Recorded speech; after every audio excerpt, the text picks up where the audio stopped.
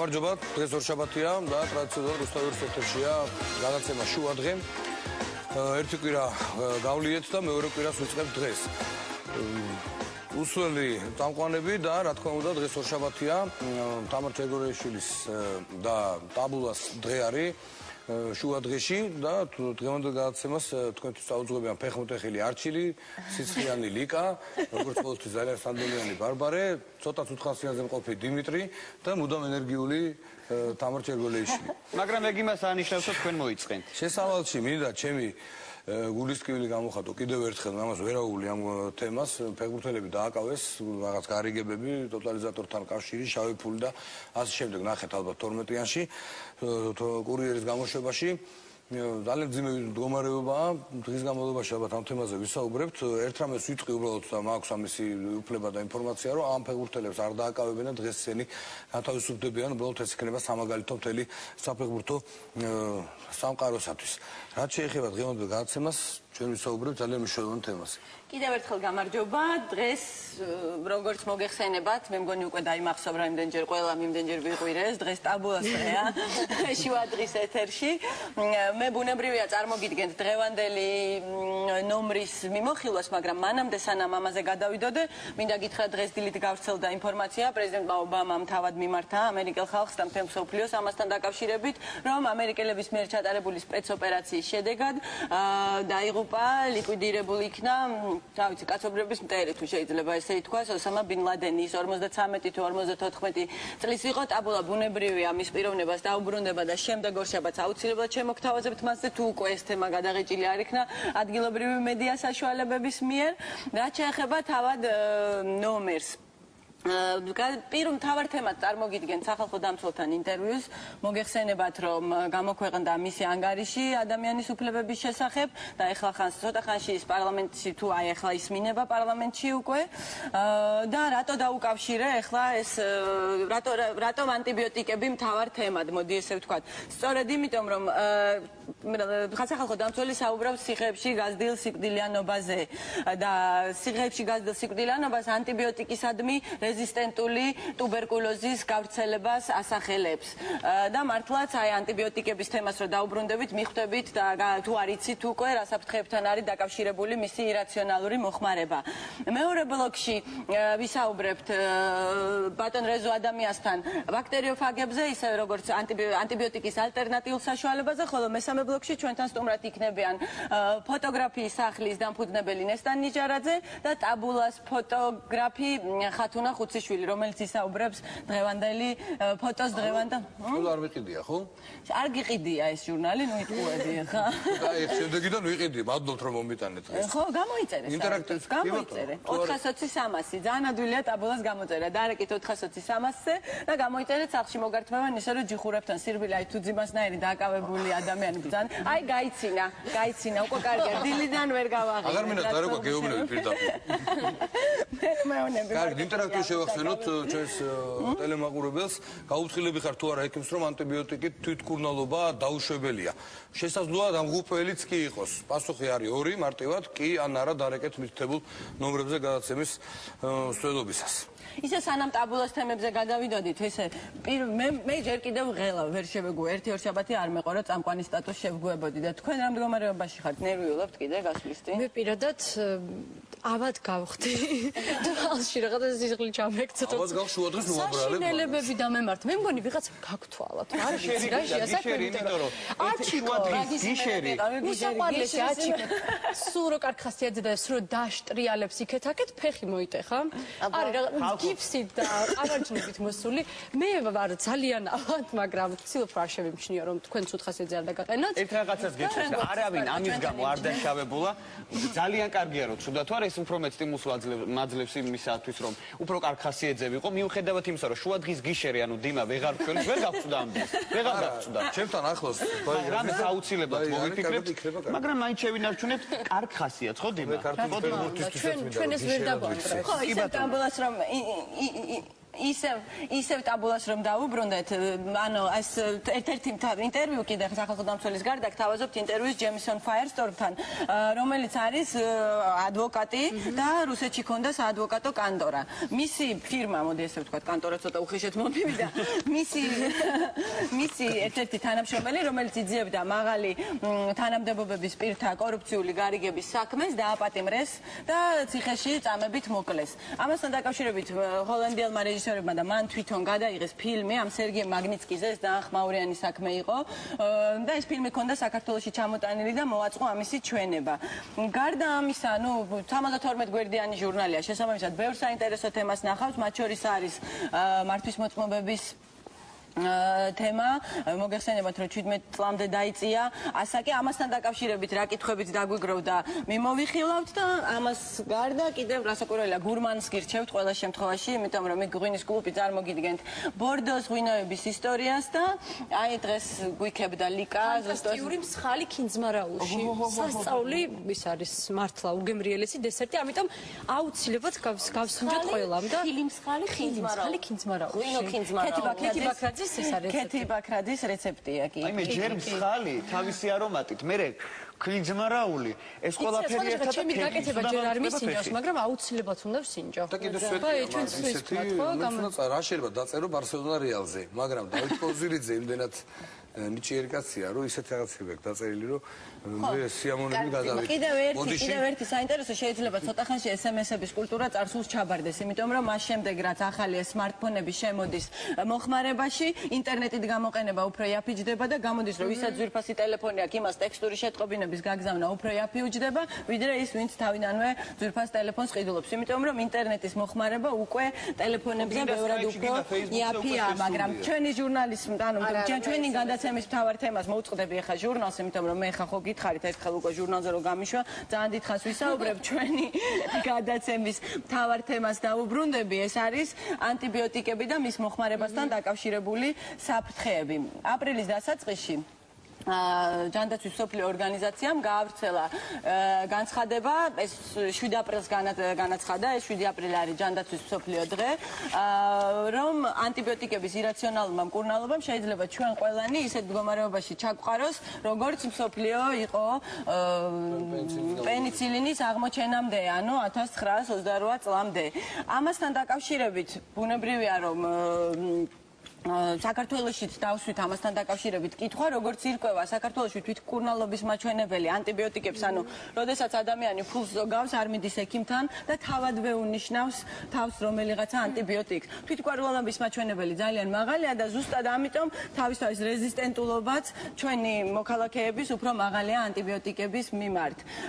გარდა ამისა, საერთაშორისო პრესაში გაჟღერდა საქართველოს ზუსტად აი ამ კონტექსტში და ეს ეხებოდა ბაქტერიოფაგს. აი ლიკა შენც გვიყვებოდი რომ BBC-ზე უყურე მე ამ საქართველოს ბაქტერიოფაგებზე იყო ლაპარაკი და როგორც ვიცი ეს ერთადერთი ქვეყანა სადაც დაშვებულია ბაქტერიოფაგებით მკურნალობა და თან რაღაცა ალტერნატივა გაჩნდა ანტიბიოტიკის მკურნალობის ბაქტერიოფაგით. კი, ნამდვილად ესე საქართველო არის ერთადერთი ქვეყანა სადაც ეს ნებადართულია. ყოველ შემთხვევაში საინფორმაციო წყაროები ამას ავრცელებენ. ახლა ჩვენ არც ერთი არა ვართ ბიოლოგი, არც ერთი არა ვართ ამის ექსპერტი, შესაბამისად ვერაფერს ვერ ვიტყვით ამის შესახებ, გარდა იმისა, რაც აგვიკითხავს, დაველოდოთ ამაზე ჩვენ სტუმარს, რომელიც ისაუბრებს. მანამდე კი ერთი რაც შეიძლება ითქვას, არის ის, რომ ანტიბიოტიკებით მკურნალობა ყველა შემთხვევაში უნდა მოხდეს ექიმის რჩევის შედეგად. მე ვგიჟდები მართლა ყოველივე პარფიუმერულ ქსელს მირჩენია შევიდე აფთიაქში, ვდგავარ დიდხანს, ვარჩევ დიდხანს და მე თვითონ ვინიშნავ წამლებს. განსაკუთრებით ეს არის წვეთები, ძილის, გულის, რისთვის კაცმა არ იცის, ასევე ვიტამინები. ანტიბიოტიკი დავლია 1-2 მაგრამ ვიკითხებ, კითხე აუცილებლად ექიმს და ესეც ვიცი, რომ აუცილებლად უნდა დაიცვა ის ციკლი, დღე, რამდენი დღეც უნდა ეს არის 5 ექიმი გეტყვის, 7 თუ 12. ეს არის აუცილებელი, იმიტომ რომ თუ არ დალევ ზუსტად იმ რაოდენობას, მე ესე იგი ყველანაირად ზემოქმედება აღარ ხდება წამლი. შეწყვეტილი ციკლი ახსენდა, ზუსტად აი გიორგი ტუღუშიც ინტერვიუში ზუსტად მაგას ამბობს, რომ როდესაც იგივე ციხეებში მკურნალობენ პატიმრებს ანტიბიოტიკებით, ხშირად ხდება, რომ შეწყვეტილი ციკლის გამო რა არის ანტიბიოტიკისადმი რეზისტენტულობა. ანტიბიოტიკი თავად არის მიკროორგანიზმი, რომელიც ნივთიერება, რომელიც მიკროორგანიზმისგან იწარმოება, შედის ორგანიზმში და ცდილობს იქ დაამარცხოს შენივე სხეულში არსებული ბაქტერიებით, რომლებიც თავადაც მიკროორგანიზმი. სამალი აღარ მიყუჩებს ტკივილს, ეს სამალი აღარ მოქმედებს. არა, ზოგადად იგივე ეფექტი შეიძლება რომ კონდეს იმ შემთხვევაში, ხო? კი, ნამდვილად ესეა და თქვა თუ 5 დღით გაქვთ დანიშნული ანტიბიოტიკი, შეიძლება მე-3 დღეს თავი უკვე კარგად იგრძნო, გაწყვიტა მკურნალობა და ის ბაქტერია ცოცხალი დარჩეს იქ, რომელიც უკვე გაძლიერდება, იმიტომ რომ ამასთან ბრძოლას შეიძლება უარი შედეგამდე მიგიყვანოს კიდე მაგალ. კი, ნამდვილად შეიძლება ისე რომ მომავალში ეს აი სანდრო მეუბნებოდა კვიტაშვილი, სანამ შემოვიდოდით სტუდიაში საუბრობდით ამ თემაზე, რომ მაგალითად მე ბევრად უფრო რეზისტენტული ვარ ანტიბიოტიკების მიმართ, ანუ ნაკლებად მშველის ანტიბიოტიკი, ვიდრე ჩემს ცოლსო, რომელიც ნიკოლ ჯორდანია, რომელიც ამერიკაში გაიზარდა და შესაბამისად იქაურ პრაქტიკას ანუ იქაური ექიმების ხელში იყო და ზუსტად ამიტომ ხმარობენ, თითქმის არ არის მოხმარება. იცი რა, უკიდურეს საშუალება არის მიჩნეული, როგორც გამიგია. კი არა, აი საფრანგეთში რეკლამაც გადიოდა, რომ ანტიბიოტიკი არ არის ავტომატური, ეს ანტიბიოტიკი ამერიკაში მე მახსოვს, კალათბურთელი იყო ფინიქს ანსის გრანდკილი, რომელსაც დაემართა კლინიკაში იმუნიტეტი, ანუ პრობლემები შეექმნა, აი ამასთან დაკავშირებით ზუსტად. შემდეგ ის გამოვიდა, სწორედ გაიგო ეს ყველაფერი და სოციალურ რეკლამებში იღებდა მონაწილეობას და დიდი წვლილი შეიტანა, თქვა. მას ეს ბაქტერია შეეყარა, რომელიც მე რაც მუტაციას განიცდის, მე როგორც ვიცი. ეს ანტიბიოტიკის ორგანიზმი გახდა სუპერბაგი. მოკეთ, აი ყველაფერი რეაგირებდა მეორე ბლოკში ამისთვის დიდი დრო გვაქვს ასტომარის გვეყოლება, რომელიც უკეთესად გაგვარკვევს ამ ყველაფერში, იმიტომ რომ ჩვენ მაინც დილედან სანამ მეორე ბლოკს დავაანონსებდეთ, მოდი მე ისევ ანტიბიოტიკზე წავედი. ჩვენს ინტერაქტივ შევახსენებ მაყურებელს. მართალია ფეხი მომტყნა, მაგრამ ენა არ მომტეხვია. ძალიან დიდი ხანი ვიყავი, ჩუმა ძალიან მიკვირს, ჩემ თავისგან გამკვირვებია. ჩვენი ინტერაქტივის კითხვა. გაუფრთხილები ხარ თუ არა ექიმს, რომ ანტიბიოტიკები თვითმკურნალობა დაუშვებელია? დაგვირეკეთ ჩვენთვის და ასევე თქვენთვისაც ეს ძალიან მნიშვნელოვანია. ახლა კი რეკლამაზე გავალთ, მაგრამ სანამ რეკლამაზე გავალთ, თამარი დაანონსებს მეორე ბლოკს. უკვე 5 ჯერ დავაანონსე და კიდე ერთხელ ვიტყვი, რომ გადაცემის შემდეგი ბლოკის მთავარი თემა იქნება ანტიბიოტიკები. არ მიიღოთ ანტიბიოტიკები თვითნებურად, აუცილებლად შეეხმიანეთ ექიმს, აუცილებლად უნდა გაგსინჯონეს ექიმა, თუ დარწმუნებული არ იქნებით ამაში, ყველა შემთხვევაში მიაკითხეთ ლაბორატორიას. მას შანსე რეკლამის შემდეგ დაგიბრუნდებით მთავარი თემით ანტიბიოტიკები და ბაქტერიოფაგი და სტუმარი რეზო ადამია, ბაქტერიოფაგის ინსტიტუტის დირექტორი რასაკვირველი.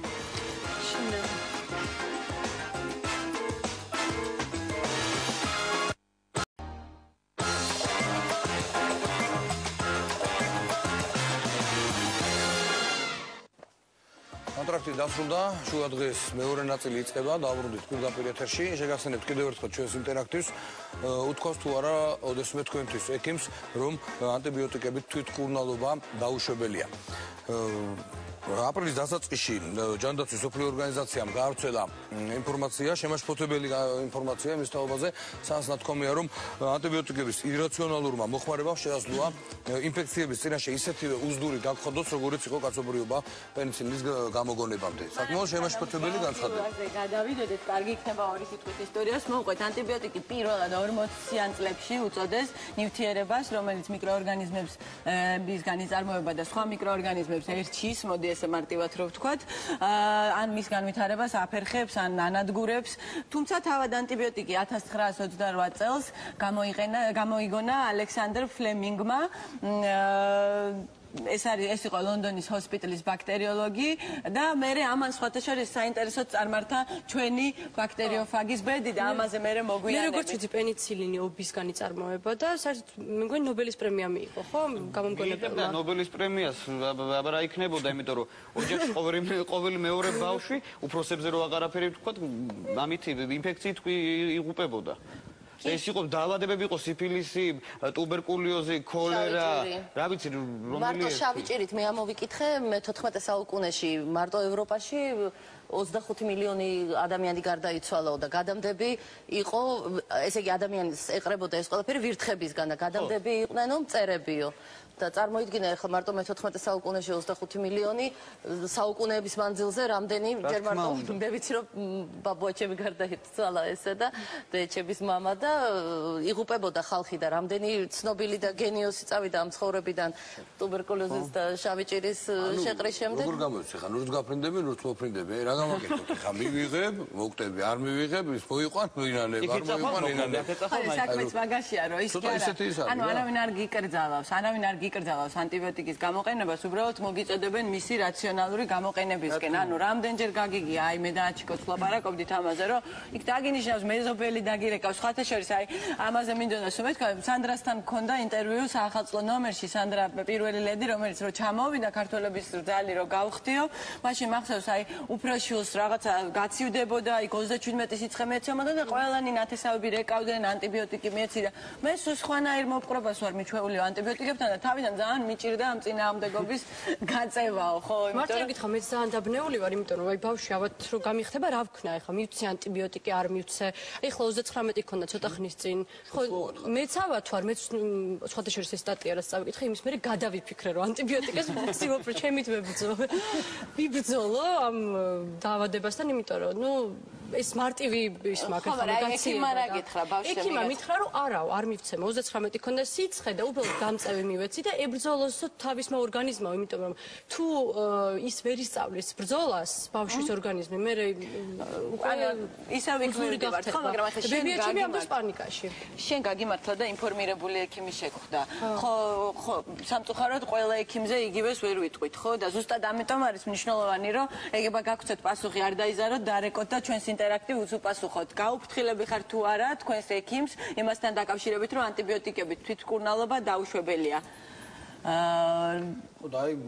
წინა პირველად რომ საუბრობდით ხილზე ფინიქსის კალათბურთელი ეს კალათბურთელი ამ ხელა სპორტსმენი ესეთი ჯანიანი ანუ ძალიან საშიში სიტუაცია იქნება ხო სიტუაციას საშიში სიტუაცია რა თვალსაზრისით ანუ მან ამ კალმე თუ სწორად მახსოვს მე მგონი ერთი და იგივე ამბავს ყოფით მე წავიკითხეს კლინიკაში შეეყარა რაღაცა ქირურგიული ჩარევა დასჭირდა მუხლზე და კლინიკაში შეეყარა ეს ინფექცია ძალიან ხშირია ანუ კლინიკაში განსაკუთრებით არის გავრცელებული ანტიბიოტიკისადმი გამძლე ინფექცია იმიტომ რომ იქ ანტიბიოტიკებით მკურნალობა ინტენსიურად ხდება და შესაბამისად მე იქ მეტი შანსია რომ რეზისტენტული ბაქტერია განვითარდეს მაგრამ სამწუხარო ის არის რომ კლინიკის ტერიტორიებიდან გადის ნელ-ნელა ეს. გადის ეს ბაქტერიები კლინიკის ტერიტორიებიდან და უკვე ნიუ-დელიში წყალში აღმოაჩინეს და სამწუხაროდ ლონდონშიც წყალში არის უკვე აღმოჩენილი. ძალიან ცუდი ფაქტია, მაგრამ არის. კი, მაგრამ 21 საუკუნეში რა გახდა ისეთი ვთქვათ ანტიბიოტიკის გამოგონება, რომელიც სუპერბაგს დაამარცხებს და რაღაცა ისეთი ალტერნატივა. აი რა კარგად წაუკითხავ სტატია, სუპერბაგი ქვია ზუსტად სუპერბაგს ეძახიან იმ ბაქტერიას, რომელსაც ზუსტად ანტიბიოტიკების ჭარბი მოხმარება იწევს. საქმე იმაშია, რომ ნებისმიერი წამლის წარმოება, ანუ რეგულაციები, ამ ხელა რეგულაციების პირობებში ჯდება ძალიან ძვირი, სადაც 500 მილიონიდან 2 მილიარდამდე. და ეხლა ფარმაცევტული კომპანიისთვის მოგებიანი რომ იყოს ამისთვის ამაში ფულის ჩადება, ხო, გამოყენებაც უნდა ბუნებრივია ხშირად ხდებოდეს ამისი და ეხლა რომ დაუფიქრეთ, თავის ტკივილის წამალი, გულის წამალი, ანტიდეპრესანტი, ამას ყველა ადამიანი ყველა საფთიაქში ნახავდა. ანტიბიოტიკი იმის გამო რომ ექიმი ნიშნავს, იმის გამო რომ ვთქვათ რაღაცა განსაზღვრული ვადით გამოიყენებს, კომერციულად მოგებიანი არ არის. ასე რომ როგორც ამბობენ, სულ 3 თუ 4 ახალი ანტიბიოტიკი დევს, ანუ წამყვანი ფარმაცევტული კომპანიების პორტფოლიოებშია. თემი სოფლიოს თავრობებმა რომ ამ თანხებს არ მიაქციონ ყურადღება და კაცობრიობის გამოჯანმრთელებისთვის ამ რისკზე წავიდნენ თქვათ რომ კომერციული კერძო კომპანიებზე ხო საუბარი რომლებსაც არ უღირს თქვათ ყოველ ძალიან ინტენსიურად ამის კეთება ხო? სხვა შორის აი რასაც ჩვენ ამბობ ძიმა არის ეგეთი აზრით რომ მოდი რადგან ანტიბიოტიკი არ არის მოგებიანი ბიზნესი ამიტომ თავრობამ გაიღოს ეს ხარჯი მაგრამ ეხლა თავრობის გაღებულია საერთოდ სამთავრობო საწარმოებზე მე მგონი მე და შენ საბჭოთა კავშირში დავიბადეთ და ბავშვებს შეიძლება არ ახსოვდეთ, მაგრამ ჩვენ ყველას გვახსოვს, რაც ხდება ხოლმე მაგ დროს. მაგრამ მე მგონი საერთოდ ის არის, რა ქვია, ეს ექიმის კულტურა საქართველოში ჯერ კიდევ მნიშვნელოვანი დასამკვიდრებელია. ეს თვითმკურნალობა ხშირად ხდება. ეხლა ერთია რომ რაღაცა უებარ საშუალებებს იყენებ, ძმრიან წინდებს ამოაცმევ ბავშვს ან თავზე კომპოსტოს დაადებ, მაგრამ მეორეა, როდესაც ისეთ წამალს ნიშნავ, რომელმაც შეიძლება მერე მომავალში რაიმე უფრო მნიშვნელოვანი და უფრო სერიოზული დაავადება რო შეეყაროს, იმ წამლით უკვე ვეღარ განკურნავ. მე ხა პირველ ბლოკში კი ვთქვი ეს უკვე, მაგრამ კიდე მინდა რომ გავახსენო ჩვენ ტელემაყურებელს, რომ საქართველო არის ერთადერთი ქვეყანა, სადაც ფაგებით მკურნალობა არის ნებადართული. ეს ფაგები ალბათ მე რო ჩვენი სტუმარიც მოგვიყვება, მაგრამ ძალიან საინტერესოა, იმიტომ რომ ეს ფაგები თვითონ გამოიგონეს მანამდე ვიდრე ანტიბიოტიკი. 23 წელს და ამაში ლომის წილი აქვს, ანუ პრინციპში გამომგონებლად ითვლება გიორგი ელიავა, ქართველი ადამიანი, რომელმაც კანადელ კოლეგასთან ერთად დააფუძნა შემდეგ ზუსტად ეს ბაქტერიოფაგის ინსტიტუტი. მაგრამ ანტიბიოტიკის გამოგონების შემდეგ ფაგების მიმართ ყურადღება. მაგრამ ამაზე მოდი სტუმართან ერთად ვისაუბროთ ჩვენთან სტუდიაში შემოვა ახლა რეზო ადამია, ბაქტერიოფაგის ინსტიტუტის დირექტორი. მობრძანით ბატონო რეზო. მობრძანით. გამარჯობა. სამარძელში. გამარჯობა, სიამოვნოა. ბატონო, თავიდან დავიწყოთ ახლა ეს პირდაპირ რასაკარგავი დრო არა გვაქვს. დიდი მადლობა რომ მობრძანეთ ჩვენთან. აი ეს კითხვა რომელიც გაჩნდა ლოგიკურად, ხო, რატო ნერვიულობს ეს საერთაშორისო ჯანდაცვის სოფლიო ორგანიზაცია აი ამ თემასთან დაკავშირებით. არის ალბათ ხო ეს სანერვიულოა და იმიტომ თქვილად ხო არ ენერვიულებს. ეხლა მე ნაწილი მესმოდა თქვენი საუბრის და აბსოლუტური სიმართლეა რომ იზრდება სოფლიოში ისეთი ინფექციების რაოდენობა, რომელებსაც უკვე ანტიბიოტიკებით ვეღარ მკურნალობ. ან მკურნალობ ძალიან ძლიერი ანტიბიოტიკებით, რომელსაც გვერდითი ეფექტები აქვს იმდენად დიდი, რომ შეიძლება აღარც გიღირდეს. ეს არ არის მარტო საქართველოში, ეს არის ყველგან და უფრო მეტადაც არის დასავლეთში ვიდრე ჩვენთან.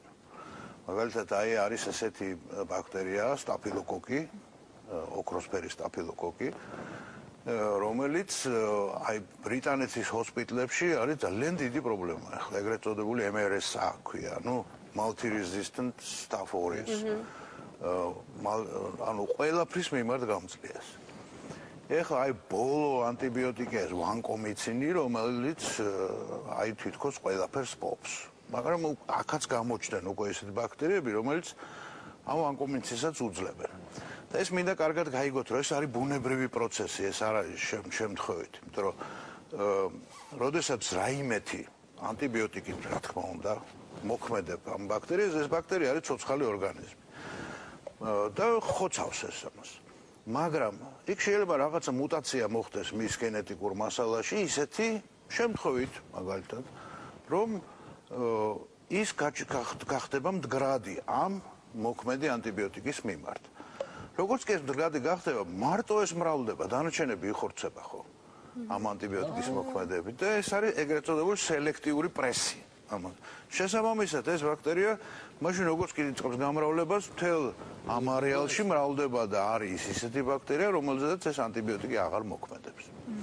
და ეს არის სწორედ ამის მიზეზი, იმიტომ რომ აი ეს უკონტროლოდ იხმარებოდა ბაქტერიომისინი ანტიბიოტიკები, იმიტომ რომ პენიცილინი მაშინ როდესაც აღმოაჩინა ფლემინგმა, მაშინ არცერთმა ბაქტერიამ არ იცოდა როგორ უნდა ებრძოლოს პენიცილინს. მე აღმოჩნდა რომ ეს ბაქტერიებმა ასე ვთქვათ აი მუტაციების საფუძველზე ისწავლეს. ფაგების შემთხვევაში არ არის ეს არა, რო გადამაჯობიას, რო გითხრათ რომ ფაგებს რაც შეეხება, აი ზუსტად ამ აურზაური, როდესაც იყო ატეხილი პრესაში, მაშინ გამოჩნდა, გარდიანი წერდა ამაზე, აი ლიკას BBC-ზეც უნახავს, რომ თქვათ ეს ფაგები არის ერთადერთი ფაგები განიხილება როგორც ანტიბიოტიკის ალტერნატივა და ზოგადად რომ მოგვიყვეთ, რა არის ეს ფაგი, რატო საქართველოში ვთქვათ ისტორია მოგიყვებით, რა თქმა უნდა. უბრალოდ ანტიბიოტიკების თემა რომ დავასრულოთ, ეს ასე ვთქვათ, მზარდია და კიდევ გაიზრდება.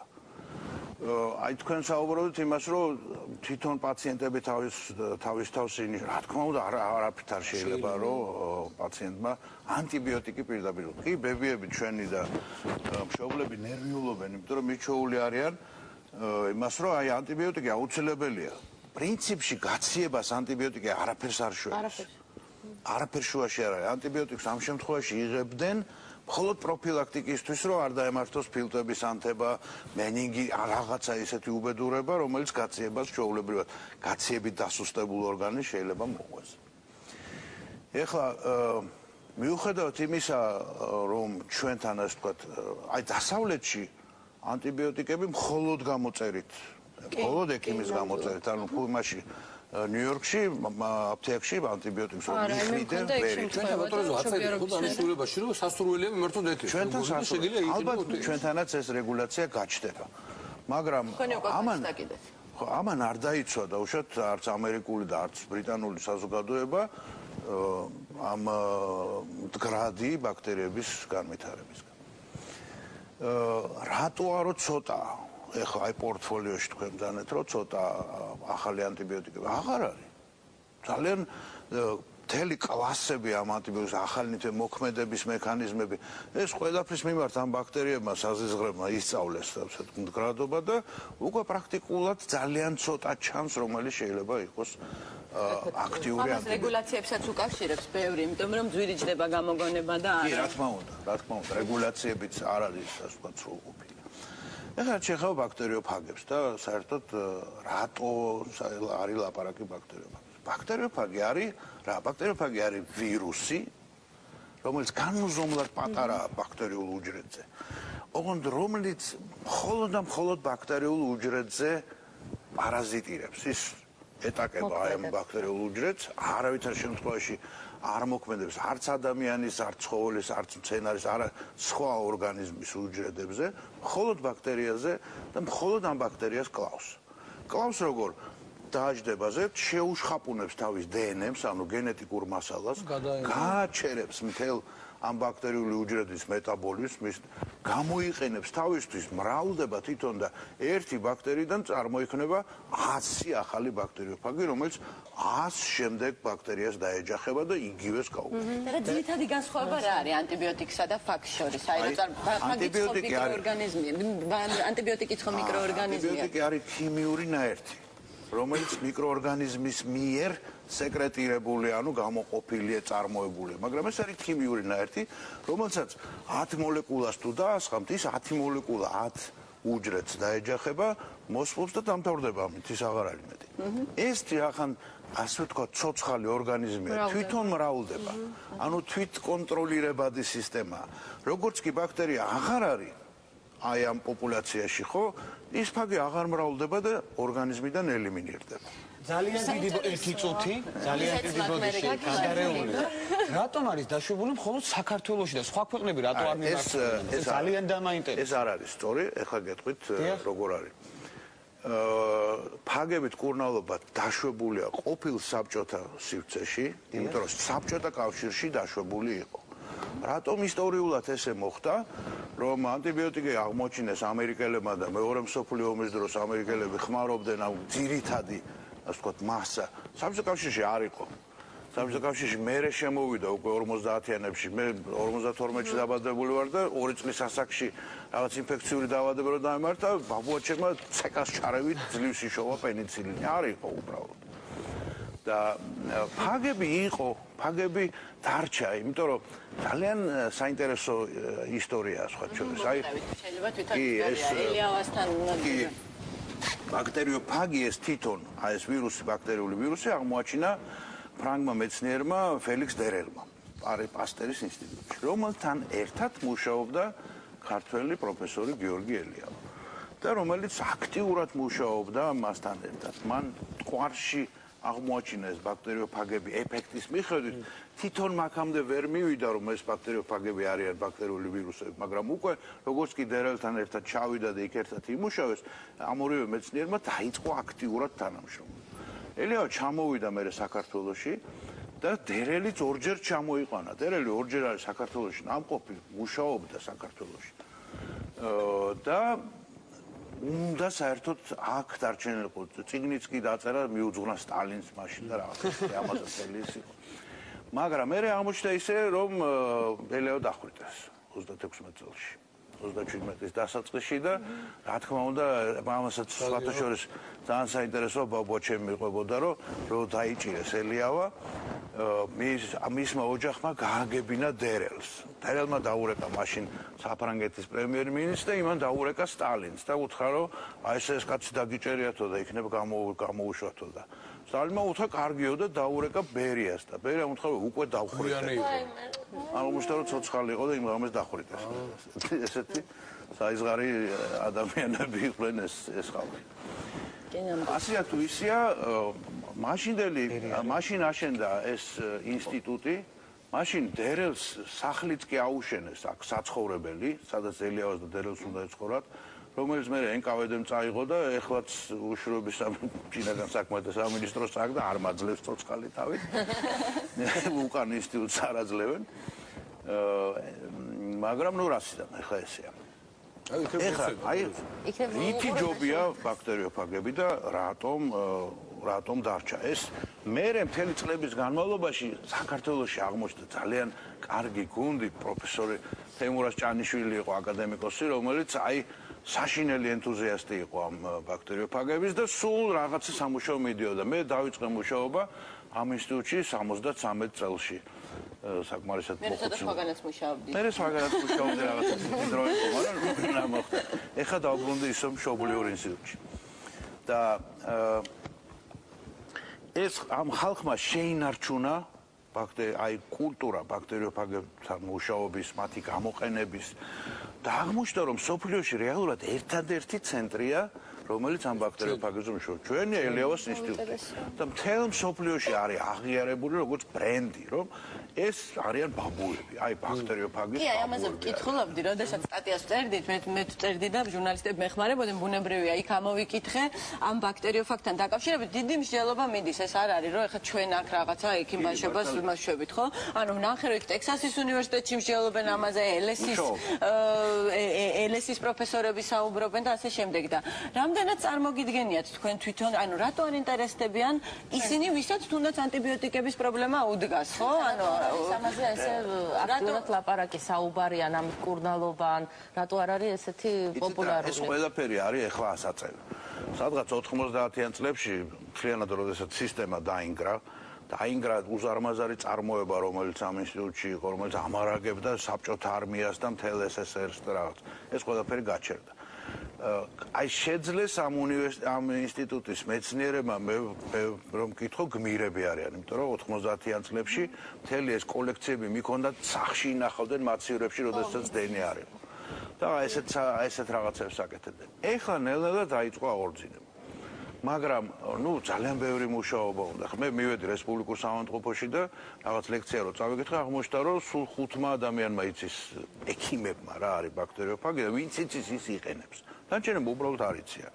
მართლა ეს ბაქტერიოფაგებით ეს მაგალითად მე ხა გლანდების პრობლემა აქვს, მეშინი ოპერაციის გაკეთება არსებობს რაღაც მობრძანეთ ჩვენთან ანალიზებს დავადგენთ რისგანა გაქვთ ეს პრობლემა რა ინფექციური აგენტია თუ ეს ბაქტერია შეიძლება ბაქტერიებით გიმკურნალოთ თუ არა გეტყვით ბაქტერიოფაგებით თუ არა გეტყვით რომ იცით რა სხვა გამოსავალი არ არის ოპერაციაში ისე უნდა ცადე მართლა აუცილებლად მოვალ მე არ შემიძლია არ აღვნიშნო მე მქონდა თმისცვენის პრობლემა მსახიობი ვარ და მოგეხსენებათ ხშირად მიწევს ხან ლაქის ხან გელის მილიონი რაღაც თავზე წასმა და მე არ ვისწოდი არა ყოველ დღე მიწევს კვირაში 4 დღე მიწევს მე ჩემ თავს დიმა თავისას მოყვება დიმა ნერვიულობას დაცვიდა ისი აღნიშნა მინდა და რა მინდა ჩვენს მაყურებელს რომ უთხრა რომ როცა მე თმისცვენის პრობლემა მქონდა მეგობრის დედა მუშაობს ბაქტერიოფაგში და მან მირჩია რომ თუ კუჭნაწლავიდან იქნებოდა ეს გამოწვევა რაღაც არსებობს ამის საშუალება არის რომ რაღაც მებში ამპულებში ყო რაღაც მივიღე და ამან იგივე დოზი და იგივე პერიოდით გამიჩერა თმისცვენა და ძალიან იაფი დამიჯდა ეს მინდა აღვნიშნო ვიდრე სახელს არ დავასახელებ აფთიაქში 500 ლარამდე დამიჯდა მთელი აი ამ კომპლექტის შეძენა რომ მე მკურნალა თმისცვენაზე სად მოვიდეთ რო გამიჭირდება და რა დაჯდება შეცდეთ რო ეთქვათ შეიძლება მეშვება რა რამდენად არის კავშირში ეს თვითონ არის ნამდვილად არის უბრალოდ აი მე გეტყვით ახლა აქ რა არის ძალიან მნიშვნელოვანი ბაქტერიოფაგებისთვის ეს პლუსიც არის და მინუსიც არის ბაქტერიოფაგები განსხვავებით ანტიბიოტიკებისგან არიან სპეციფიური. ანუ თუ არის დაუშვათ სტაფილოკოკური ბაქტერია, მაშინ არსებობს ბაქტერიოფაგი, რომელიც მხოლოდ სტაფილოკოკურ ბაქტერიას ებრძვის და არ ებრძვის სხვა ბაქტერიას. ამიტომ სხვა ბაქტერიები თავისუფალი არიან ამ შემთხვევაში, ხო? ასევეა დაუშვათ შეიძლება იყოს დიზინტერიის გამომწვევი ან სალმონელოზის გამომწვევი. ეს ბაქტერიოფაგი არის სპეციფიური აი ამ ბაქტერიის მიმართ. ეს იწვევს რას? ჩვეულებრივად ჩვენ კუწნაწლავში არის ეგრეთ წოდებული ნორმალური ფლორა. ანუ არსებობენ ბაქტერიები, რომლებიც სრულებით აუცილებელია იმისთვის, რომ კუჭნაწლავმა სწორად იფუნქციონიროს და არა მარტო კუჭნაწლავმა, მთელმა ორგანიზმმა, იმიტომ რომ ეს მოქმედებს მთელ მეტაბოლიზმს. თქვენ თუ ანტიბიოტიკი დიდი დოზით მიიღეთ, ის სპობს ყველაფერს. იმ დროს, როდესაც ბაქტერიოფაგი სპობს მხოლოდ იმას, რისი მოსპობაც გვინდა. ერთი კითხვა მაქვს თუ არის შანსი იმის რომ თქვა დასავლური ფარმაცევტული მსხვილი კომპანიები დაინტერესდნენ თქვა ინვესტირებით თქვენ რასაც ყვებით თუ ესეთი კარგი რამეა რატო არ ინტერესდება სხვა და რატო არის ესე იმიტომ რომ ესეთი რეგულაციებია ისეთი რომელიც არ იძლევა საშუალებას საბჭოეთში მოგონილი ნაწარმოები პრეპარატი რომელიმე დასავლური სტანდარტით არ მიიღება. იქ სხვანაირი მეთოდოლოგია წამლის გამოცდის საწყისი იდეიდან საბოლოო პროდუქტამდე. იქ არის ეგრეთ წოდებული double blind ტესტები, რაღაცები, რომლებიც საბჭოეთში არ მუშაობდა ეს. ამიტომ რეგულაცია არ აძლევს ამას საშუალებას. მხოლოდ ექსპერიმენტული, მხოლოდ ერთჯერადი დაუშვათ ვინმეს მიერ მიღებული გადაწყვეტილებით და პაციენტის თანხმობით. ანუ მასიურად ვერ მოხდება. ეს ეხლა გვიყურებთ ჩვენი მაყურებელი და კონკრეტულ დეტალებს თქვათ დიაგნოზის დასმა, მოსვლა, რა ჯდება, აი დაახლოებით ფარგლები რომ უთხრათ ამ ხალხს რომ უფრო მეტი მომიზიდოთ ეს ხალხი ასე ვთქვათ რომ სწორედ წავიდეს კლინიკა გავხსენით 4 თვის წინ დიაგნოზის გაკეთება ჯდება 12 ლარიდან 20 ლარამდე იმის მიხედვით რა დიაგნოზია და რა ბაქტერია. კლინიკა ჯდება აი სტანდარტული ნუსხებია ექიმების და ნუ ყოველ შემთხვევაში ეს არ არის ასეულობით ლარი ეს არის ნაკლები. დაახლოებით ვიძახი რომ წარმოდგენა გქონდეთ. ტერიტორიულად შეიძლება რომ მოვიდეთ. ტერიტორიულად გოთუას ქუჩა 3 ნომერი, იქ სადაც იყო ბაქტერიოფაგი, ისევ იქ. მე აუცილებლად მოვალ. გარკვეული პრობლემა ჰქონდა ჩემს ვაჟს თლების წინ. გერმანიაში გავაგზავნეთ ლაბორატორიებს არ დავასახელე და სად ვიყავი. თვითონ ანტიბიოტიკზე მეცა რაღაცა რეზისტენტულობა, ანუ მაგრამ ყველგან იყო სხვადასხვა ეს ანტიბიოტიკი სამწუხაროდ. ანუ ვერ გავერკვიეთ რა გაკეთებინა და ბოლოს ტრადიციული მეთოდებით რაღაც და ღმერთის წყალობით ყველაფერი არის ნორმალურად წლები არის გასული იმის შემდეგ. თქვენ კარგად გადარჩით ესე. აი რა ვქნა, რა გამეკეთებინა ბატონეზო, მე არ ვიცი არ მინდა დეტალებზე საუბარი, კონკრეტულად როგორი გადავრჩით ხო ალბათ. აი ორი სიტყვით რა ვთქვათ, აი ინფორმირებულობაზე ისაუბრეთ თქვენ და თქვით რომ აი ცოტა იქი მაიცის ბაქტერიოფაგის შესახებ. მე კიდევ უფრო ისეთი კითხვაც მაქვს, ანუ თქვენი ეხლა ეს ვერ შეაფასებთ, მაგრამ რამდენმა ექიმმა იცის რომ ზოგადად ანტიბიოტიკის აი ესეთი ირაციონალური მოხმარება არ არის სავალდებულო. რა მეკეთდება თქვა თქვენ თუ შეგიმსახურებთ? მე ვიტყვი რომ ცოტა. აი ეხლა დღეს მითხეს მაგალითი სწორედ ჩემ მეგობარს დედა რაღაცა პრობლემა ჰქონდა თირკმელზე. პირველივე ანტიბიოტიკი რომელიც გაუკეთეს არის ვანკომიცინი. ნუ რომელიც არის ყველაზე ბოლო ამ ვანკომიცინმა რომ ვერ იმუშაოს ორჩა იქ აღარაფერი არ მუშაობს. ხო და ინტერაქტივი შედეგებიც მოწმობს რომ ორად არის გაყოფილი თითქმის 50-50-ია ინტერაქტივში იცით ალბათ რა კითხვა გქონდა გამოტანილი ურჩევია თუ არა თქვენთვის ექიმს უთქვამს თუ არა თქვენთვის ექიმს რომ თვითმკურნალობა ანტიბიოტიკებით ეს ალბათ უფრო ეკონომიკურ ფინანსურ საკითხებთან ნებისმიერი კონსულტაცია ფული იღებს და ამიტომ ჩვეულებრივი მოქალაქე ფიქრობს რომ ნუ ის რაც გამოცდილი აქვს ის რაც ერთხელ იცის იმას დაუშვათ აი ანტიბიოტიკს აიღებს და თვითონ იხმარს. მაგრამ აი პოლიკლინიკებმაც ხო შეიძლება ვთქვათ რომ ჩაატარონ კამპანია და გადაარიგონ ფლაიერები, არ ვიცი, ალბათ შესაძლებელია ესეთი რაღაცა ხო ბავშვები ძალიან ბევრი რამის გაკეთება შეიძლება და ეს სწორედ არის health management-ი, რასაც ქვია სწორად წარმართვა მოსახლეობის ჯანდაცვის აღზრდის თვალსაზრისით, განათლებულობის თვალსაზრისით. თუმცა აქ ალბათ ჯერ ჩვენ ეს ექიმები უფრო უნდა იყვნენ განათლებული. ზუსტად ეს არის კულტურის პრობლემა არის. მოკეთ ესე დღეს ვისაუბრეთ ანტიბიოტიკებზე, იმედი მაქვს ვინც უყურეთ ამ გადაცემას, ამის შემდეგ ყოველთვის ექიმს კითხავთ, მანამდე სანამ პენიცილინისკენ წაგივათ ხელი. აი ბაი. ანტიბიოტიკი პრობლემა ძალიან დიდი ხანია ანტიბიოტიკმა ვერ მიშველა.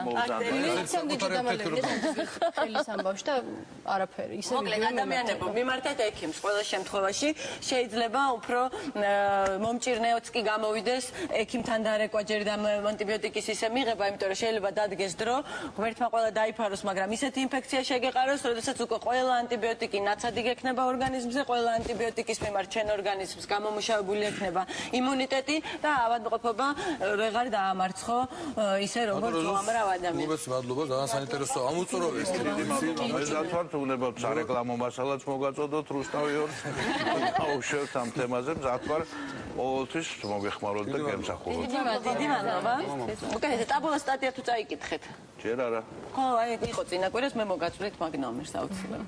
და ჩვენი განაცემის მეორე ნაწილი ამით დამოიწურა, ხა ანტრაქტზე გავდივართ და მესამე ნაწილში მესამე ნაწილში გვეყოლება ორი ძალიან კარგი მშვენიერი და ნიჭიერი პროფესიონალი ადამიანი, ეს არის ნესტან ნიჟარაძე და ხათუნა ხუციშვილი, ვისაუბრებთ ფოტოგრაფიაზე და იმ ღონისძიებებზე, რაც ფოტოს მოყვარულებს კი არა მხოლოდ, არამედ კარგი დროის გატარების მოყვარულებს მაისის ბოლოს თბილისში ელით. ანტრაქტის დრო ჩვენს ეთერში ბატონ რეზოს კიდევ ერთხელ დიდი მადლობა რეზო ადამიანებს დარჩით აუცილებლად.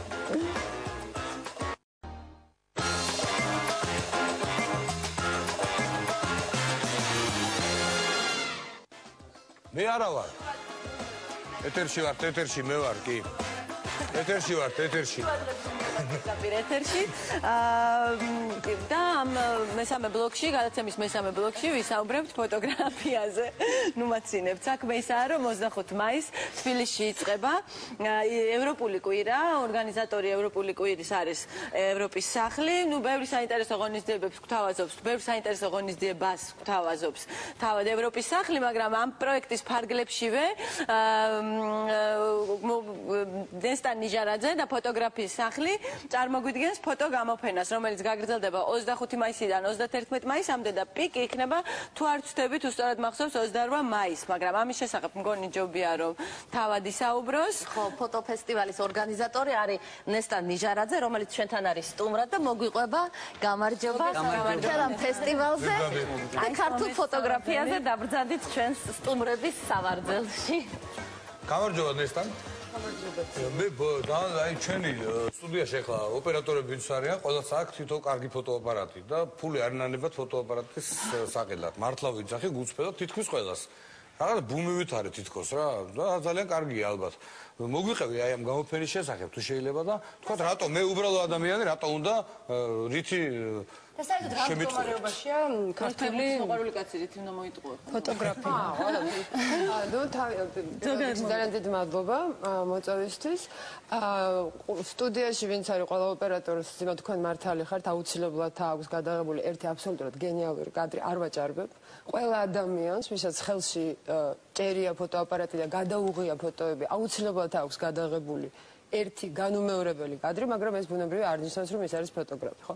ის რომ არის ბუმი, არის ბუმი. მე მეცაც ვიტყოდი, არის ჩვენ უკანასკნელი 10, მეტი 15 წლის განმავლობაში თვალს ვადევნებთ ეგრეთ წოდებულ ფოტოგრაფიულ რევოლუციას, რომელსაც ადგილი აქვს საქართველოში. ამას აქვს თავისი მიზეზები, ეს არ მომხდარა შემთხვევით, ეს არის ძალიან საინტერესო პროცესი და ეს პროცესი ბუნებრივია, არ მიმდინარეობს დამოუკიდებლად და აუცილებლად ძალიან მჭიდრო კავშირშია ყველა იმ პროცესში, რომელიც ჩვენს ქვეყანაში თუ გინდათ უფრო მეტიც ჩვენს რეგიონში, ფართო რეგიონში მიმდინარეობს, მეტიც გლობალურ პროცესებს ეხმიანება ფოტოგრაფიას გადასარევი თვისება აქვს, ფოტოგრაფია ყოველთვის თანამედროვეობასთან ფეხ ვითარდება. რატო უნდა მოხვიდეთ ძიმა? ხო, მაგალითად თქვენ ვისაც გიყვართ ფეხბურთი, ჯერ ეს ერთი თუ მაინამეც თქვენი ფეხბურთისადმი ესეთ განსაკუთრებულ სიყვარულს გაუსვევთ ხას, იმიტომ რომ აუცილებლად ნახავთ თქვათ სპორტული ფოტოგრაფიის განსაკუთრებულ ნიმუშებს, ეს ერთი, მეორე, იმიტომ რომ თქვენ შეგიძლიათ 28 მაისს თამნა მახსენა იქნება ფოტოგრაფიის ღამე, რომელიც ჩარჩანაც გაიმართა და რომელმაც ჩვენი გულების გასახარებლად 20,000 ადამიანს მოუყარა ერთ ღამეში თვალი და რომელიც გულისხმობს იმას, რომ ძველ თბილისში აბანოთუბნიდან გუდიაშვილის ბაღამდე იქნება 10 ეკრანი და ამ 10 ეკრანზე მსოფლიოს საუკეთესო ფოტოპროდუქცია იქნება ნაჩვენები მთელი ღამის განმავლობაში. ხო, და ეს ნიშნავს ის, რომ თქვენ მსოფლიოს, დღევანდელ მსოფლიოს ფოტოგრაფიის მეშვეობით შეხედავთ უბრალოდ თვალებში და გაიგებთ რა. თანამედროვე დიახ. წამიყვანე რა. კი, დვორჟაკის გამოფენაც იქნება თვითონ მთელი კვირის განმავლობაში კავკასია, თომას დვორჟაკმა ალბათ ღირს აღნიშნოთ ის, რომ შარშენდელისგან განსხვავებით წლევანდელი ფოტოფესტივალი 4 დიდ გამოფენას მოიცავს, 4-ვე ძალიან საინტერესო არის, ჩვენი წვენით პუბლიკასაც ძალიან დაინტერესებს ეს გამოფენები. ეს არის რაც თქვენ ახსენეთ მაგნუმის სააგენტოს წევრის ტომას დვორჟაკის გამოფენა კავკასია, კავკაზ, ასე ქვია გამოფენას, რომელიც აერთიანებს 90-იან წლებში გადაღებულ ფოტოებს კავკასიის სხვადასხვა ქვეყნებში, ავტონომიურ რესპუბლიკებში და ასე ძალიან საინტერესო გამოფენა და ეს არის ფაქტურად მსოფლიო პრემიერა, ჩვენ ამით ძალიან ვამაყობთ, იმიტომ რომ სრული სახით ეს გამოფენა ჯერ არსად არ იყო ნაჩვენები, ჩვენ გვაქვს ამის საშუალება, რომ ეს გავაკეთოთ. მეორე ასევე ძალიან საინტერესო გამოფენა, რომელიც ასევე პირველად იქნება ნაჩვენები, ეს არის დიმიტრი ერმაკოვის კოლექციის ნაწილი, ეს არის მე-19 საუკუნის მეორე ნახევრის დასასრულის ფოტოგრაფია, რომელიც ძალიან საინტერესო არის. ეხლა გამიკვირდა არ ვიცოდით. ხო, ძალიან საინტერესო არის. იქნება ასევე, მას ყველაფერზე ვამბობ, ძალიან საინტერესო არის, მე მგონი მართლა ასე გამოდის. იქნება ახალი ფოტოხელოვანი ახალგაზრდები. ახალგაზრდები კი სულ ჩდებიან და ჩდებიან. ეს არის ძალიან სასიამოვნო და ალბათ საქართველოს გულისხმობ. საქართველოს რა თქმა უნდა. კი, სულ მოდიან და მოდიან. მართალია, გაცილებით უფრო მეტ ადამიანს გონია რომ არის ფოტოგრაფი ვიდრე სინამდვილეში არის, მაგრამ ეს რო ვიყავი მეც დავდიოდი ფოტოზე სხვათა მე არის ფოტოგრაფის და მეც ხშირად გამიგია რომ აი რაღაცა სტრესი და გოგოების სტრესის ქვეშ თითქოს თან ჩემ გულში ზიხარ. ამინდა კითხოთ ბოდიში. გამიგია ესეთი რაღაცა რომ გოგონები სტრესში რო არიან, იღებენ ფოტოაპარატს და იწყებენ გადაღებას ფოტოების და თითქოს ამით აგორებენ აი ამ პირად პრობლემას თუ დეპრესიას თუ რა.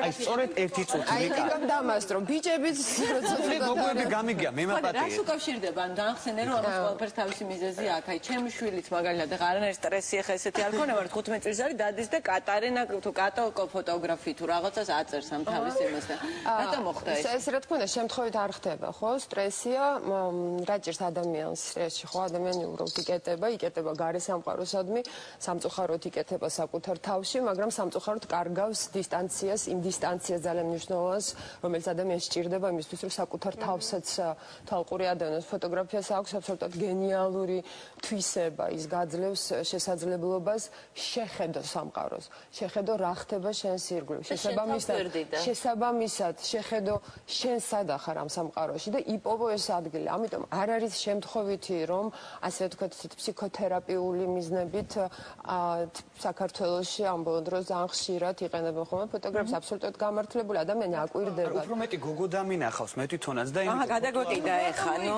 აპატიე დამინახავს და რა გავაკეთო? უფრო მეტ გოგოს ხედავ ხოლმე ფოტოაპარატით რაღაცებს რო იღებენ, ვიდრე ბიჭს მე მაპატიე. სხვათა შორის მე ფოტოზე დავდიოდი 15 წლის რომ ვიყავი და ჯგუფში ვიყავით 8 გოგო და 1 ბიჭი, მაგაში მე გეტყვით სადაც არ უნდა წავხვიდეთ მაგალითად თბილისში, ხო, კაფეში შეხვალთ, არის 20 გოგო, 3 ბიჭი, თეატრში წავხვით, არის 50 გოგო და 4 ბიჭი, ისე რომ რაღაც ალბათ გენდერული ბალანსი არის და რიცხობრივად არ დარღვეულ მე მგონი. ბოლოს გაგვექცა ის 1 ბიჭი. ხო, და კიდე ერთი, როგორც ვიცი, მაგნუმი დააჯილდოვებს ახალგაზრდა ფოტოგრაფს პრიზით, ჩარჩანაც მახსოვს მე ეს დაჯილდოება, საშან აზერბაიჯანულმა გოგონამ მიიღო გვარი დამავიწყდა, მაგრამ არ მოხიბლული ვიყავი მისი ფოტოებით. კი, რენა ეფენდი აზერბაიჯანელი ახალგაზრდა ფოტოგრაფი ძალიან საინტერესოდ მუშაობს. ეს არის მაგნუმის ფონდის მიერ დაწესებული პრიზი საუკეთესო ახალგაზრდა კავკასიელი ფოტოგრაფისტვის. წელს ამ პრიზის მფლობელი გახდა სომეხი ფოტოგრაფი კარენ მირზოიანი. მისი სერიის ჩვენება დაგეგმილი არის ღამის ჩვენებების პროგრამაში და პრიზი უკვე გადაცემულია. თამდა პრიზი უკვე ქართველები ჯერიც მოდის ეთყობა კავკასიის რეგიონში მოზრა. კი, იმედი გვაქვს რომ შემდეგ წელს, მაგრამ შარს ეს ხოთესორის თქვა საპატიოდ ხსენებული იყო დარო სულაკავრი, რომელიც ახალგაზრდა ქართველი ფოტოგრაფია ძალიან იჭერია. აი რა კითხვა მაქვს. თამდა, სად შეიძლება ამ სად ისწავლება ეს ფოტოხელოვნება? ფოტოხელოვნება ისწავლება ამჟამად არსებობს კერძო სკოლები, პატარა კერძო კურსები. მე რამდენადაც ვიცი სამხატვრო აკადემიაში იყო ფაკულტეტი და მე ვფიქრობ, რომ ისევ არსებობს, უნდა უბრალოდ მეტი ინფორმაცია აიღოთ, მე ზუსტად ვერ გეტყვით, მაგრამ ფოტოგრაფიას კიდევ ერთი ძალიან კარგი თვისება აქვს. არ არის აუცილებელი მისი სწავლა, იმიტომ რომ მაგალითად კარტიე ბრესონი ამბობდა ერთ-ერთი უდიდესი ფოტოგრაფიის ისტორიაში ალბათ ეჭვიც არ ვემყარება, რომ ფოტოგრაფიის ტექნიკის სწავლას უნდა 15 წუთი. მაგ მხოლოდ რაღაც სამი ოპერაცია უნდა იცოდეთ. რომ მე სწავლობ, გადაღებას სწავლობ მე უკვე, როდესაც იღებ გადაღების პროცესში და თუნდაც შეიძლება ახლა მეორე სტუმრისთვისაც რომ დაგშვერს მეორე სტუმარი შემოვიყვანოს და თან განვაგრძოთ საუბარი იმაზე, რამდენად აქვს ქართველ ფოტოგრაფებს საქართველოში რეალიზების საშუალება. რა შეიძლება გააკეთოს საქართველოში ქართველმა ფოტოგრაფმა და ნება მომეცით წარმოგიდგინოთ ტაბულას ფოტოგრაფი ხათუნა ხუციშვილი, რომელიც სულ რამდენიმე თვეა ჩვენ ჟურნალთან თანამშრომლობს. გამარჯობა. ფოტოაპარატის გარეშე მოვიდა. შეუერთდით. ეს სასაუბრო და გადაღებაზე ისე ჩემტერს ამის გადაღება. დუბაიში ძალიან ორი წუთით მოგიყვებით ისტორიას, აი ბოლოს სანამ ხათუნას წარმოგიდგენთ, ხათუნა დუბაიში მუშაობდა კარგა ხანს, სანამ ჩვენთან ჩამოვიდოდა და ვიპოვიდა და ძალიან საინტერესო იყო ბოლო ინტერვიუ ესეთი ქონდა დიმიტრი შაშკინთან, რომელმაც შეუთანხმდი რომ 9 საათიანი ინტერვიუ მინდა, თვითონ ხანგრძლივად ლაპარაკობს და გაიჭიმა ის ინტერვიუ 1 საათზე და ბოლოს გამომიყრა რომ ბავშვის დაბადების დღეაო და იქ გავრიბევა რომ სადაც უცებ ხათუნამ წამოყო თავი და თქვა რომ თქვენ ახლა ვერსად ვერ მიდიხართ, იმიტომ რომ სასაუბრო მე საკმარისი ფოტოები არ მაქვს აკრეფილი, შიგნითაც უნდა გაფორმდეთ, იქ საკონფერენციო ოთახი უკვე გავაღებინე, წაიყვანა ეს მინისტრი კაცი თავისივე საკონფერენციო ოთახში. მე შემოსვა იმაზე, რა ქვია. მე ის უხერხულობისგან საწავსული ყავ, არ ვიცოდი, იმიტომ რომ ვაყოვნებდი უკვე და ამას თავის საქმე ქონდა, თავის საქმეს აკეთებდა. კი, ასე რომ ძალიან მაინტერესებს როგორ იღებ პოლიტიკოსებს, იმიტომ რომ მე მაგალითად ახლა სიტიში მქონდა ბოლოს რაღაც გადაღება და მთელი დღე წაიღო ამ გადაღებამ და იმათ ხო არ აქვს ამდენი დრო. დიმა მატრიარქი. საერთოდ საქართველოში არის პრობლემა მობილიზაციის. მაგრამ რეალურად ყველა პოლიტიკოსი არის საჯარო პიროვნება და ნებისმიერ საჯარო პიროვნების რუტინაში შედის ფოტოსესია ასევე რა. ეს არის პროდუქტი, რომელზეც ერთად ვმუშაობ და შენ როცა მიდიხარ გადაღებაზე, შენ იმდენად უნდა იყო დარწმუნებული იმაში, რას აკეთებ, რომ იმ ადამიანს მისცე ეს რწმენა და გამოყვეს იმაზე, რასაც დავაზობ. და საზღვარგარეთ ყველგან არის ეს ჩვეულებრივად მიღებული, ამე ყველა მიცის რომ რაღაცა დრო არის გამოყოფილი ამისთვის, ყველა მზად არის და ეს არის ჩვეულებრივი თანამშრომლობა და აქ არ არის რაღაც დუბაიში ხდებოდა, დუბაიში ესეც საინტერესო იქნება ალბათ. დუბაიში ხდებოდა უამრავი, მუშაობდი იქ 7 წელიწადი დიდ გამომცემლობაში, რომელიც უშვებდა 90 ჟურნალს. და ეს 90 ჟურნალი მოიცავდა ყველა სფეროს, სპორტიდან დაწყებული, ფეშნით დამთავრებული, თავის პოლიტიკური ჟურნალები და ყველაფრით. და რა თქმა უნდა გვიწევდა სხვადასხვანაირი ფოტოგადაღებების დასწრება და მონაწილეობის მიღება, რაც თავისთავად ძალიან საინტერესო იყო, იმიტომ რომ შევხვდი უამრავ ადამიანს და გარდა მაგისა კომპიუტერებიდან დაწყებული, დენტისტი დამთავრებული ყველაფერი გავია. 7 წელი თქვით? კი, 7 წელი. 7 მანამდე რუსთაველი შენი კოლეგა იყო მანამდე ძიმა. და მე ტაბულაში აღმოჩნდი. ტაბულაში როგორ აღმოჩნდა ძალიან საინტერესოა. ტაბულა არტის გაკეთება დავიწყეთ ჩვენ და აი მაშინ ზუსტად ამ ტაბულა არტის თიმი, ანუ ჯგუფი რო შევკრიბე, აი აღმოჩნდა ხათუნაც, რომელიც მოვიდა და გამილანძღა ჟურნალიდან. და მე დაიწყო მუშაობა ამ ხო გახსოვს ეს და უხერხო მდგომარეობაში ვიყავი თავდაცვით რეჟიმში ჩავდეგი რომ იცახდი არა მეუნებოდა რომ შეიძლება ამის გაკეთება მაგრამ როგორ არის იცით გადასარევი ფოტორედაქტორი მყავს მართლა გადასარევი მაგრამ კაცია და მორიდებულია როდესაც აი უფრო მორიდებულები არიან აი შევატყო როდესაც მივდივართ გადაღებაზე აი რასაც საუბრის დროს მოასწრებენ და მე ვეღარ უბედავენ რომ იცი რა არის ადექი ესე დამიდექი ახლა ხან კლინტონის მოადგილე იყო ჩამოსული ჯეიმს სტაინბერგი და გქონდა 20 წუთი მე და კიდე ჩვენს ლიბერალს გამოშვა მეორე გამოშვებას მოგცეს პრაქტიკულად ექსკლუზივი იყო მე და ლიბერალი ჟურნალისტმა ჩავწერეთ ინტერვიუ და იქ ფოტოგრაფები როგორ ხდება, აი კაცი ახდა ლიბერალს და ეს ამან უთხრა რომ ადექი გასტორდი, ეხა აქეთ შეტრიალდი, მე როცა მეტალიბერალი ჟურნალისტებიც გვერდზე მიგვაყენა, გულგახეთქილი თუ ამოგვიდგო თუ კრეს ეხა წიხლი ვფიქრობ აქედან და წადით არა ეს იდგა და ამას აკეთებს და მე ამერიკის ელჩმა მითხრა სხვა შორის რომ არა ნუ იძაბებიო ეგ იმას ნიშნავს რომ თავისი საქმე უყვარს და თავის საქმეს პატივს ცემსო ესე იგი უნდა რომ ხალის როგორ იდეალისტის ხარო მაქსიმალისტიც ხარო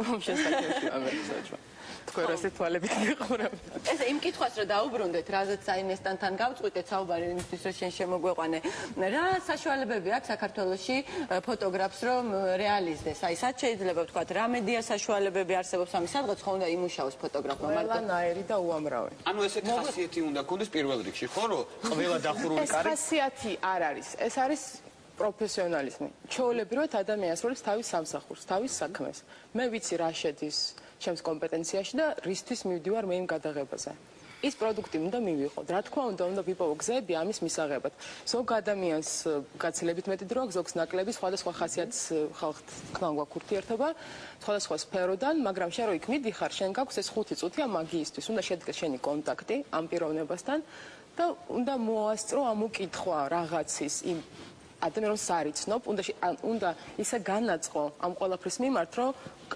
აღმოაჩინო მისი ხასიათი სრულად უცნობ ადამიანს მე ძალიან მიყვარს ეს მომენტი და ეტყობა იმდენად მიყვარს რომ ისინი გრძნობენ ამას გამიგია რომ ამ კადრისთვის ყველაფერს გავაკეთებ და რაღაც ესეთ რა მართლა არსებობს ცოტა ავტოპილოტი გაქვს ჩართული როგორ შედიხარ კი რა თქმა უნდა მაგ მიზნით შედიხარ მაგრამ ეს უკვე იმდენად გამჯდარია შენში რომ გარედან რომ შემოხედოს ადამიანი გონია რომ მექანიკურ მოძრაობებს აკეთებს აიებში გაწოლილი ფოტოგრაფებიც გვინახავს პირდაპირ ამიზნებით რო ესვრიან შენ ამას ხედავ შენ გაქვს მიზანი და მიდიხარ იქ ყველაფერი დანარჩენი ქრება სამყარო არ არის და არის მარტო ეს აქტი და ხათუნა რა მაინტერესებს აი ხლა რო კონდეს დავალება რომ ჩვენ უნდა გადაგვიღო აი ხლა რას გვიზავდი უცბად აი პირველ რიგში შენ დაგაწვენდი რატო ჩათვლი რომ წოიერი უკეთესია ხო მოტეხი და ვიზრუნებდი შენ აი რა კომპოზიციას აწყობდი ჩვენგან შეიძლება ეს გაგვაკეთებინო როგორ გასო აი დაინტერესებს უცბად ეს მოხდა და რა როგორ დაგვაწყო არ ვიცი ეგ როგორ დაგვაწვენდა მაგრამ არა დაგვაწვენდა რომ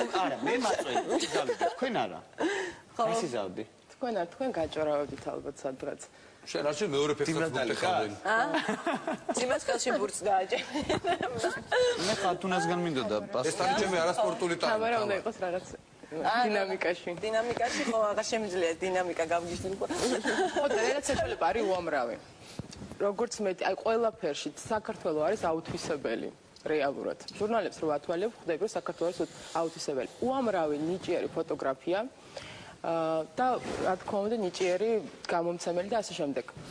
რატომღაც არსებობს ტენდენცია საქართველოში რომ ყველაფერს არ ეთმობა თანაბარი მნიშვნელობა. ხა ტაბულაზე არ მინდა მაგალითს მოხდა. მე ტაბულაში მომწონს. ხათუნას ფოტო აი ხარ. მაგალითად როშლის ჟურნალს ყოველთვის ხედავ რომ არის რომელიღაც ერთი სესია, რომელსაც დაუთმეს ყურადღება, რაღაც თანხები დახარჯეს და მიიღეს პროდუქტი და ეს არის ხარისხიანი ფოტოსესია. მე შლის შემდეგ გვერდს და არის პორტრეტი. რომელიც არის გადაღებული სამზარეულოში დრამის ტელეფონით, მაგრამ ამას არანაირი მნიშვნელობა არ აქვს, იმიტომ რომ ერთი ფოტოსესია გაქვს. არა, ყველა ფოტო ჟურნალში არის თანაბრად მნიშვნელოვანი. როცა მაგას მივხვდეთ, მივიღებთ თავიდან ბოლომდე ყდიდან და განაყდიდან ყდამდე უხარისხიან ჟურნალს. კი, მაგრამ აი თქვა ხარ, კარგი ფოტოგრაფი გაქვს, რეალიზების საშუალება, შენ თვითონ ცდილობ ისე, სად შეიძლება დასაქმდე, ანუ ფული, აი საიდან შეიძლება არის კი იმხელა გამოცემა, რომ ანაზღაურება სათანადოს იხდიდეს, თქვა საქართველოში, ან არის კი იმდენი, რითი უნდა ირჩინოს თავი ფოტოგრაფმა, თუ ფოტოგრაფია არის მისი ძირითადი ხელოვნება, ანუ პროფესია, სად მიდის ის? აქ ალბათ კონკურენციას ეცა უნდა ვთქვა. არა, მე ვიტყოდი, რომ ეს ყველაფერი რა თქმა უნდა ჯერჯერობით არის რთული საქართველოში. რთული მიუხედავად იმისა, რომ ამდენი წლის განმავლობაში ამხელა აქცენტი კეთდება უკვე ფოტოგრაფიას და მივხვდით უკვე ჩვენ სივრცეში მივხვდით, რომ ფოტოგრაფიის გარეშე თანამედროვე ცხოვრების არც ერთი სფერო არ არსებობს დაწყებული პოლიტიკიდან დამთავრებული მეტალურგიის განვითარებით. არ არსებობს უბრალოდ, არ შეიძლება იარსებოს ამის გარეშე. მაგრამ სამწუხაროდ მე ვფიქრობ, ეს პრობლემა, რომ ფოტოგრაფების დიდი ნაწილი ვერ მუშაობს ვერ თანამშრომლობს მედიებთან, ეს არის უფრო იმის ბრალი, რომ ძალიან ცოტა არის ჯერ გამოცემა, რომელიც რეალურად ხვდება ფოტოგრაფიის მნიშვნელობას ნებისმიერი გამოცემისთვის. ესეთი გამოცემები არის თითზე ჩამოსათვლელი, ნუ აქ მსხთომთაგან ვიცით, რომლებიც არის, ამიტომ აღარ დავასახელებ. მე ვფიქრობ, რომ მასიურად ქართული პრესის წარმომადგენლ მასიურად უნდა გაიგონ და დაინახონ, რომ ფოტოს დღეს თანამედროვე პრესაში აქვს ტექსტზე უფრო დიდი მნიშვნელობა. უდიდესი გამოცემები, როგორებიც არიან, მაგალითად მონდი და ასე შემდეგ, ბოლო წლების განმავლობაში პროცენტულად ძალიან საინტერესო კლაპა საუბრობ ნესტან, მაგრამ სამწუხაროდ ჩვენი გადაცემისთვის გამოყოფილი დრო იწურება. მე ორშაბათამდე უნდა დაგემშვიდობოთ, ეს ადამიანები კიდე ძიმა დაცხეთ. ყოველთვის გაფაცაცია იქნება ჩვენთან. დღევანდელი გადაცემა ესე იგი დავიწყეთ ბილადენის ბილადენის გარდაცვალებით, ქართული ფეხბურთის სერიოზული სკანდალი და პრობლემებით, მერე ანტიბიოტიკები, შემდეგ ვისაუბრეთ ფოტოხელოვნებაზე, მე მგონი ძალიან მრავალფეროვანი გადაცემა გამოგვივიდა. ტაბულას დღე ყოველთვის ტაბულას დღე იქნება ესეთი, თამარი ამას გპირდება და მე მჯერა, რომ ეს ამას შეასრულებს. დიდი მადლობა ყველას, რომ გვიყურეთ და 3 საათიანი კურიერგელით პირდაპირ ჩართვა იქნება ფეხბურთის ფედერაციიდან, სადაც ბრიფინგი, საგანგებო ბრიფინგს მართავს ფეხბურთის ფედერაცია აი ამ სიტუაციასთან დაკავშირებით. და საფეხბურთო ღამეშიც უკვე ექნება ეს თემა, რა თქმა უნდა, დღეს მე არ გემშვიდობებით. ნახვამდის. ნახვამდის. ნახვამდის.